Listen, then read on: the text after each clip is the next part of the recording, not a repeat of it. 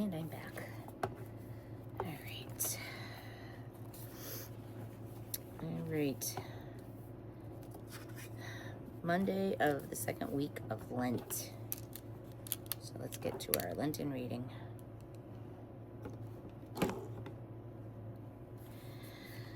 Daniel 9, verses 4b to 10. Psalm 79, 8 through 9.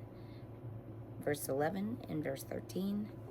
And Luke 6, verse 36 to 38. Jesus said to his disciples, "Be merciful, just as you also your Father is merciful." To truly understand mercy, you need a solid grasp of justice.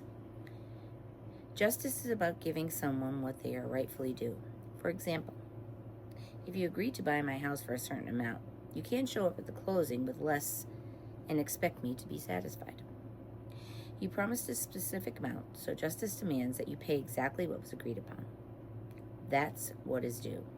Similarly, if you drink and drive and the fine for a first offense is $400, justice requires that you pay the full fine, every cent. Mercy, however, is not about giving someone what they deserve, but rather about not giving them what they deserve. Mercy involves feelings, compassion for the person who owes something, leading you to act differently. Perhaps someone agreed to pay a certain amount for a house, but then the husband is tragically killed while serving in the military, and now the widow can't meet the mortgage payments. Mercy steps in, feels compassion, and forgives the debt. It pushes justice aside and wipes the slate clean. Or consider someone caught drinking and driving who owes a $400 fine. The judge, upon learning that the driver has just discovered his daughter has terminal cancer, recognizes that justice demands the fine be paid, but instead, mercy intervenes. The judge, moved by compassion and convinced the offense won't be repeated, dismisses the fine and issues a warning. A similar scenario plays out when a waitress provides poor service. Justice would demand she receive no tip and be reported to her manager, but mercy considers that she might be struggling with personal issues. Instead of reporting her, mercy leaves a tip and says nothing. Mercy is what happens when compassion is added to an interaction. Many people express outrage when a criminal is released from prison early, believing that justice demands that they serve the full sentence. Yet parole hearings and judges exist because humanity has learned that sometimes maintaining our compassion as a society means taking the risk of extending mercy. Indeed, mercy is a gamble. The recipient might be manipulating you, or they might go back to their old ways. But mercy isn't always about the person who owes the debt. It's about the person to whom the debt is owed. In our walk with Christ, we are called to consider how we imitate God's dealings with humanity. Our God is merciful, and His children, we are called to reflect the divine mercy in our own lives. The prophet Micah reminds us, "You have been told, O man, what is good, and what the Lord requires of you, only to do right, and to love goodness, and to walk humbly with your God." To love goodness is to embrace mercy, to choose compassion over strict justice. Jesus instructed his disciples, "Be merciful, just as your Father is merciful." Luke 6, verse 36. The command is not merely a suggestion. It is a call to embody the very nature of God in our daily interactions. Mercy allows us to experience and share the boundless love of God, a love that forgives, heals, and restores. As you navigate your journey of faith, remember that showing mercy is not a sign of weakness, but profound strength. It is an opportunity to mirror the heart of God, to extend grace where it is undeserved, and to bring light into the dark corners of the human experience.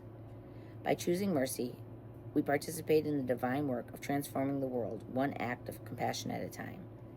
So let us strive to be merciful, trusting that in doing so, we grow closer to the heart of God and help to build a world that reflects His love and grace. Lenten reflection. Think of an instance when you were offended, cheated, or talked about unfairly. How could you have responded with mercy? So I think that one is interesting, and it's sometimes very hard to,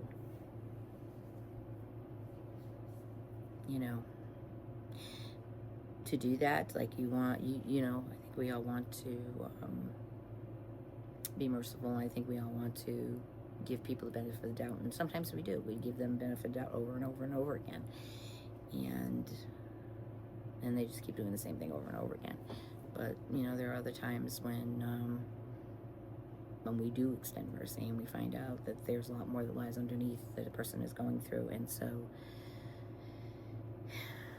it's difficult. It's difficult to judge. It's difficult to gauge. I know for myself, I always find myself giving people the benefit of the doubt, and sometimes, a lot of times, I've, you know, thought, you know, wow, you know, the person has just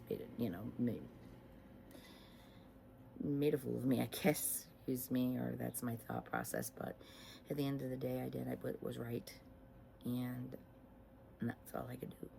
And then there's other times where I found out that I judged the person poorly and didn't realize that they had other things going on that I didn't know about. So I think the message is that we have to do what is right, take the gamble, and all we can do is, at the end of the day, is know that we've done the right thing, as hard as that may be sometimes. And that I think that's all God requires of us, that we try. And hopefully it's the right thing, and hopefully we can make him happy knowing that we did what was best.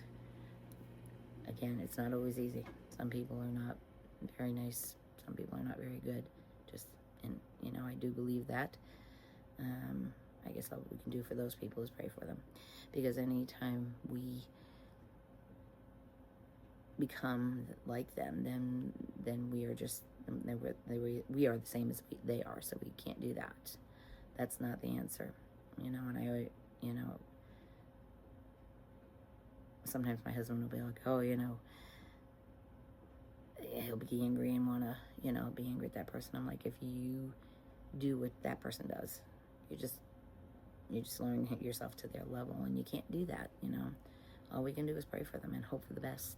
And we're human, we have feelings, and it's not always easy to do that, you know, but all we can do is try. And I think that's the message here. All we can do is try to understand, try, you know, being more patient, and seeing what the person is really, really going through. So, that being said, I am going to work today, and I am in customer service, so I get tested every single day with every single phone call, because I, at times, get a lot of people that are just not pleasant. And so I think that that lesson for me is tested every day. Sometimes I fail. Most of the times I think I do okay, but it's not easy. But anyway, I hope you all have a blessed day today. And God bless you all. Have a great day, everybody.